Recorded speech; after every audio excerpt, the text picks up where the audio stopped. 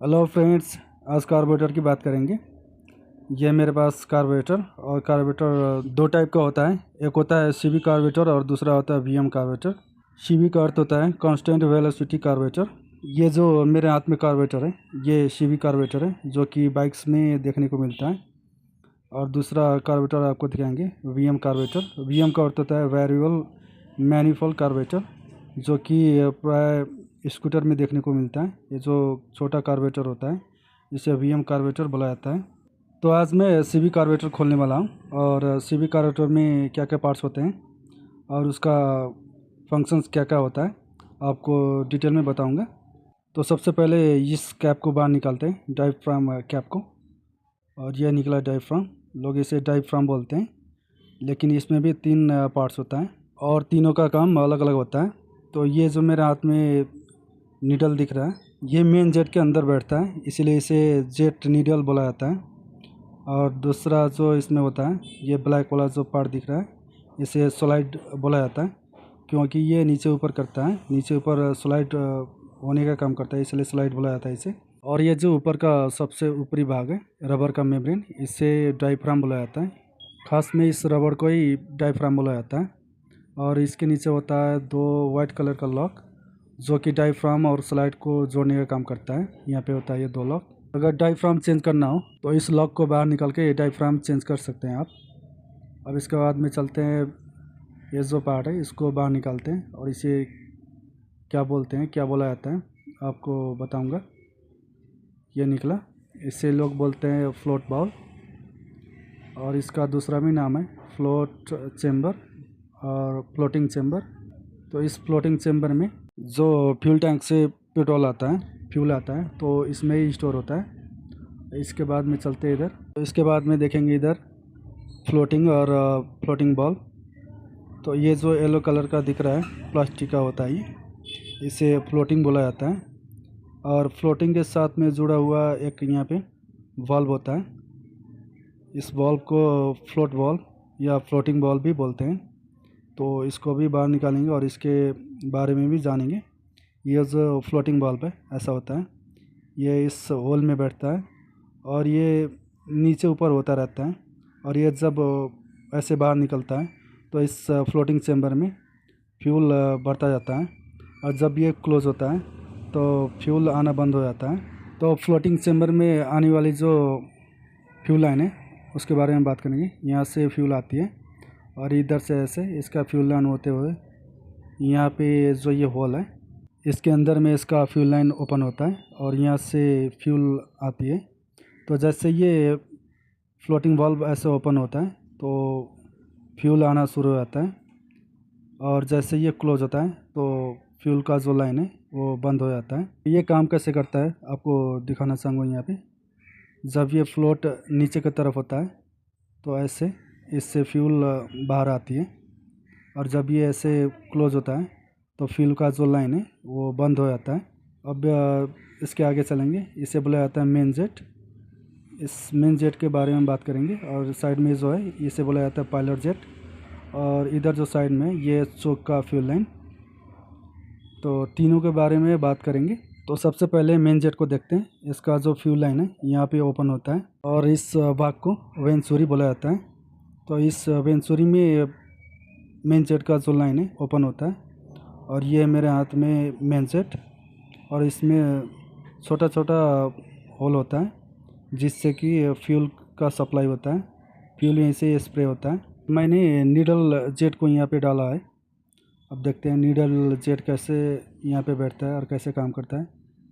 ये इसे मैंने पुश किया और ये ऐसे जब नीचे की तरफ आता है तो मेन जेट बंद हो जाता है, और जैसे ही नीडल ऊपर उठता है तब जाके मेन जेट खुलता है। अब यहाँ पे होता है एक कंपोनेंट, इसको बाहर निकालते हैं। प्राय मैकेनिक्स को ये पता भी नहीं होगा, इसे बोलते हैं एटोमाइज़र। और ये ऐसे बैठता है नीडल के ऊपर, और इसके अंदर बैठता है नीडल, और इसके नीचे होता है मेन जेट। तो मेन जेट, एटोमाइज़र और नीडल तीनों एक असेंबली की तरह काम करता है, और ये कुछ इस तरह का होता है इसका स्ट्रक्चर। तो एटोमाइज़र इसमें नीडल को कंट्रोल करता है, और मेन जेट से निकलने वाली जो फ्यूल होती है उसको छोटे छोटे टुकड़े में परिणत करता है, अर्थात इसे वेपराइज करने का काम एटमाइज़र ही करता है। और ये एटमाइज़र यहाँ पे बैठता है, इसको आपको दिखाएंगे। यहाँ पे होता है ये एटमाइज़र, जो कि मेन जेट से निकलने वाली फ्यूल होता है, उसको छोटे छोटे टुकड़े में वेपराइज करता है। और इस नीडल को कुछ इस तरह ये कंट्रोल करके रखता है, और इस एटमाइज़र में ही ये नीडल नीचे ऊपर करता है। और जैसे ही नीचे ऊपर करता है तब जाके फ्यूल यहाँ से वेंचुरी में सप्लाई होता है। कार्बोरेटर में दोनों साइड में ऐसा वी शेप का इसका स्ट्रक्चर होता है कार्बोरेटर का, इसे ही वेंचुरी बोला जाता है। और अब बात करेंगे इस थ्रोटल का। थ्रोटल के साथ में ये जो ये कनेक्टेड कंपोनेंट है, इसे बटरफ्लाई बोला जाता है। बटरफ्लाई कुछ ऐसे ओपन और क्लोज होता है, और ये बटरफ्लाई जैसे ओपन और क्लोज होता है उसके हिसाब से ही जेट नीडल नीचे और ऊपर होता है। अब बात करेंगे इसका जो स्लाइड है वो कैसे नीचे ऊपर होता है, इसका भी एक प्रक्रिया होता है। तो यहाँ पे मैनिफॉल्ड में जो 4 होल्स दिख रहा है, सबसे ऊपर वाला जो 2 होल्स है ये मेन जेट का होल है। ये दोनों होल्स यहाँ बटरफ्लाई के नीचे ओपन होता है। आपको दिखाना चाहूँगा, ये दोनों होल्स यहाँ से स्कल लाइन ऊपर की तरफ यहाँ पे ओपन होता है, और जब एयर यहाँ से इंटर करता है तो ऊपर की तरफ यहाँ पे एयर निकलता है, इस होल के थ्रू एयर निकलता है। और इसके ऊपर होता है ऐसा बटरफ्लाई, ये बटरफ्लाई इसके होल्स के ऊपर होता है। जब यहाँ पे मैनिफॉल्ड में एयर प्रेशर बढ़ता है तो ये स्लाइड जो है नीचे ऊपर करता है। तो ये कैसे काम करता है आपको दिखाना चाहूँगा। तो नीचे होल्स होता है और इसके ऊपर बटरफ्लाई, और बटरफ्लाई के ऊपर होता है ऐसा स्प्रिंग जो कि इसको नीचे के तरफ दबा के रखता है। और जब ये स्लाइड ऊपर की तरफ जाता है तो स्प्रिंग इसे नीचे की तरफ पुश करता है। तो जैसे ही हम यहाँ पे एयर का प्रेशर देंगे तो स्लाइड के ऊपर वैक्यूम और स्लाइड के नीचे एयर का प्रेशर बढ़ेगा, और ये स्लाइड जो है ऊपर की तरफ जाएगा। लेकिन ये काम नहीं कर रहा क्योंकि डायफ्राम के ऊपर का जो कवर होता है वो मैंने डाला नहीं है। और जैसे मैंने एयर का प्रेशर दिया ये साइड से निकल गया एयर, तो ये ऐसे काम नहीं करेगा। तो सबसे पहले डायफ्राम के ऊपर का जो कवर होता है उसको डालते हैं, और आपको दिखाएंगे कैसे इसमें वैक्यूम क्रिएट होता है, और ये स्लाइड जो है कैसे काम करता है, ये कैसे ऊपर नीचे होता है आपको दिखाना चाहूँगा। तो मैंने कवर डाल दिया। अब विस्तार से बात करेंगे। जैसे ही हम थ्रोटल लेते हैं तो उसी हिसाब से पीछे का जो ये स्लाइड है नीचे और ऊपर करता है। थ्रोटल के हिसाब से इस होल्स में एयर का प्रेशर पड़ता है, और मैंने ये कवर डाल दिया। और उसी हिसाब से जैसे ही प्रेशर पड़ेगा ये स्लाइड ऊपर ऊपर जाता है, और जैसे ही प्रेशर कम होता है एयर का तो ये स्लाइड नीचे की तरफ आता है, क्योंकि ऊपर होता है स्प्रिंग जो कि इसको नीचे की तरफ पुश करता है। तो ये जो स्लाइड है ये प्रेशर और वैक्यूम के हिसाब से काम करता है। ये नीचे ऊपर होता है स्लाइड।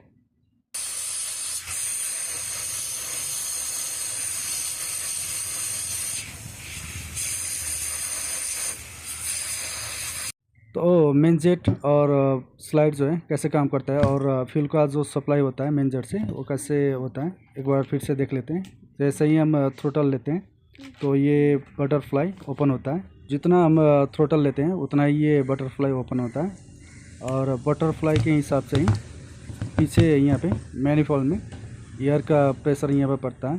तो जैसे ही एयर का यहाँ पे प्रेशर पड़ता है तो बटरफ्लाई के ऊपर वैक्यूम क्रिएट होता है, और ये जो स्लाइड है नीचे और ऊपर होता है।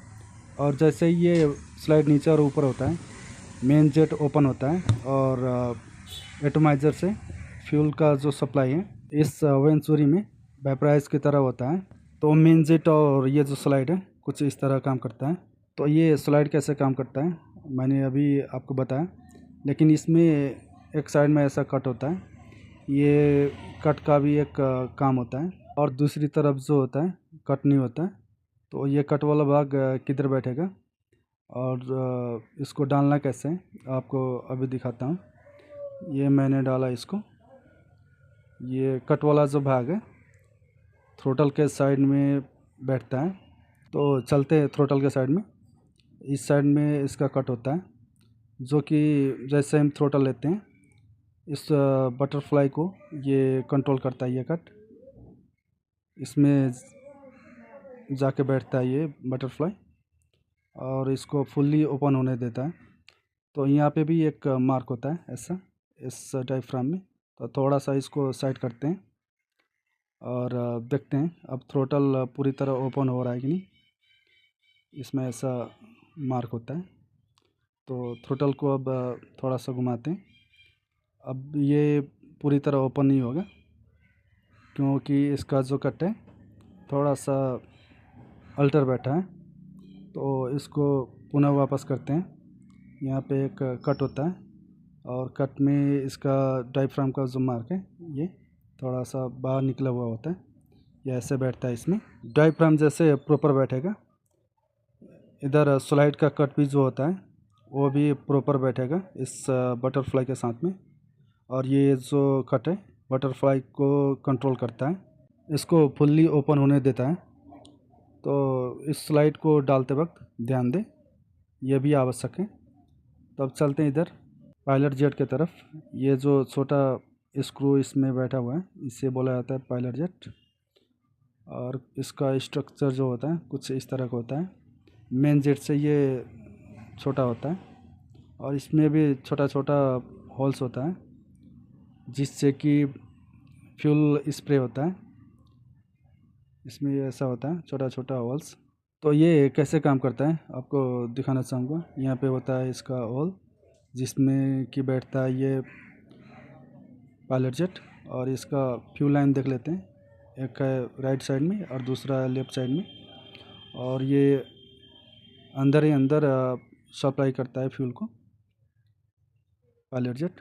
तो इसका जो ये लेफ़्ट साइड का फ्यूल लाइन है ये यहाँ पे ओपन होता है। यहाँ पे दो होल्स होता है, एक थोड़ा बड़ा होता है और एक छोटा होता है। तो ये जो बड़ा वाला होल है ये है पायलट जेट का होल जिससे कि एयर इंटर करता है। और इस पायलट जेट से फ्यूल को लेके ये राइट साइड के तरफ जाता है। जो मैंने अभी आपको दिखाया था इसका फ्यूल लाइन इधर इस साइड में जाता है। और उधर से आने वाली जो फ्यूल और एयर होता है उसका मिक्सचर यहाँ पे आगे ये जो होल दिख रहा है यहाँ पे स्प्रे होता है, वेपराइज होता है। तब जाके गाड़ी आइडल में स्टार्ट होता है। इस होल के थ्रू एयर और फ्यूल का जो मिक्सचर है यहाँ पे स्प्रे होता है, वेपराइज होता है। तब जाके जब हम गाड़ी स्टार्ट करते हैं तो आइडल स्टार्ट में यहीं से ही फ्यूल और एयर का जो मिक्सचर है सप्लाई होता है। क्योंकि इस टाइम ये जो थ्रोटल है ये पूरी तरह बंद होता है। और यहाँ पे दूसरा होल दिखाना चाहूँगा। यहाँ पे छोटा सा होल है, ये होल है चोक का। यहाँ पे दिख रहा होगा एकदम छोटा सा होल है। जब हम चोक लगाते हैं तो चोक लगाने के टाइम ये जो फ्यूल लाइन दिख रहा है ये चोक का लाइन है। ये फ्यूल लाइन यहाँ पे ओपन होता है आगे। यहाँ पे छोटा सा होल है। जैसे हम चोक लगाते हैं या ऑटो चोक है तो यहीं से केवल फ्यूल ही सप्लाई होता है इस होल के थ्रू। तो इसका फ्यूल लाइन कहाँ पे है देख लेते हैं। ये जो छोटा सा होल है यहाँ पे नीचे ये चोक का, यहाँ से जैसे ही एयर इंटर करता है तो चोक से सिर्फ फ्यूल ही सप्लाई होता है जिसके कारण फ्यूल और एयर का जो मिक्सचर है रीच होता है। और रीच होने के कारण गाड़ी जल्दी स्टार्ट हो जाता है। तो ये है इसका ऑटो चोक। और ये कैसे काम करता है आपको दिखाना चाहूँगा। ये ऑटो चोक है और दूसरा होता है मैनुअल चोक। ये ऑटो चोक है, ये कैसे काम करता है आपको दिखाना चाहूँगा। ये मैंने इसका जो एक पॉजिटिव का तार है यहाँ पे दे रखा है और दूसरा जो अर्थिंग का वायर है यहाँ पे कनेक्ट करते ही ये चोक काम करने लगेगा।